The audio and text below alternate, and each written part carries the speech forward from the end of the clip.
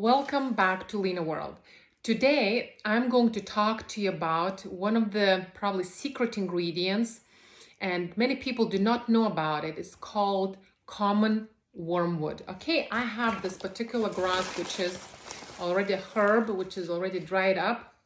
And I'll tell you what we're going to do with it. We're going to make a tincture out of it, and I'll explain you what the benefits of it are in a moment. What you need is dried up common wormwood. You'll need clear vodka, okay? Because we're gonna make like homeopathic tincture. If you don't drink alcohol, then it's not for you. I don't take it, but don't consume it. But for medicine purposes, I do consume a teaspoon when need be. And we'll need a separate jar where we're going to mix the two together. The common wormwood inside this glass jar, okay? This is common wormwood. And what I'm gonna do now, I'm using clear vodka, and I will soak it all inside the clear vodka. Okay, now we're gonna cover it up and we'll keep it in the dark for 1 month. Okay, after a month, we're gonna strain it and use it as medicine. Now, I'm going to explain to you benefits, why this common wormwood is extremely beneficial. It's actually banned in quite a lot of countries because of its toxicity level, okay? But in Europe, it's still available, and we use it for tincture purposes.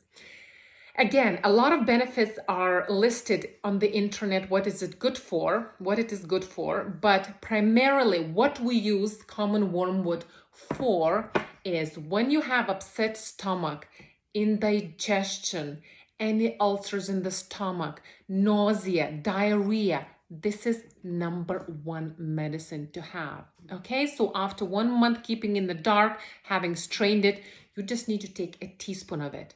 Don't take in high quantities because I told you it has toxicity in it.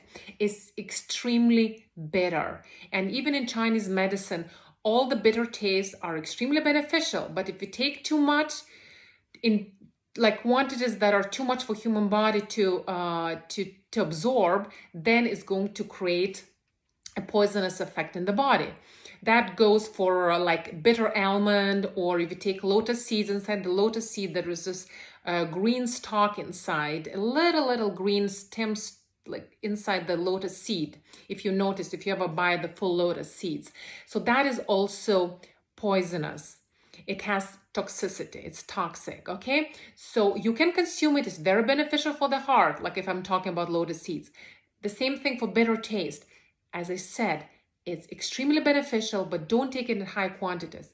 Now, so the first thing was, it's beneficial when you have diarrhea, nausea, indigestion, upset stomach, constipation, you name it, anything connected with stomach issues. Now, the second thing, which is also very good, if you have any cysts, be it in the breast or anywhere else, you take it internally, 1 teaspoon a day, and take it as a treatment, a course of treatment for 3 weeks, then do a gap. And again, of course, if you need, consult with a doctor, but it's natural medicine, and I know people who've tried it and it worked miraculously. And now in Chinese medicine, it's bitter in taste, and whatever is bitter in taste is extremely beneficial for your body, because in our society, in today's world, we are quite deprived of this bitter taste. It's either too sweet or too salt or too sour, but bitter taste is extremely beneficial if it's taken within the allowed parameters, because it is toxic and can be a little bit poisonous, okay? Now, bitter taste is directly linked to your heart in the Chinese medicine 5-element structure. And bitter taste controls the sweet taste. If you see in the 5 elements, I'll explain to you at some point later, it's that bitter taste is the fire, okay, element, which controls, and it's also gives rise to the earth element, which is the spleen. That's what's beneficial, very beneficial for both organs, both the heart and the spleen. Primarily in this culture in Europe, we use it for the spleen when there is an indigestion, as I said, nausea, vomiting, diarrhea, constipation, because that means your spleen function is out of order and is either overactive or underactive. So the bitter taste, it injects the right dosage to make it balanced, to keep the spleen stomach function in balance. And that's why this bitter medicine is extremely beneficial for your spleen, as well as directly related to your heart. Other reasons for you to take common wormwood, which is very good for gallbladder and liver, okay? And on top of that, on a solar level, on a spiritual level, it fights depression.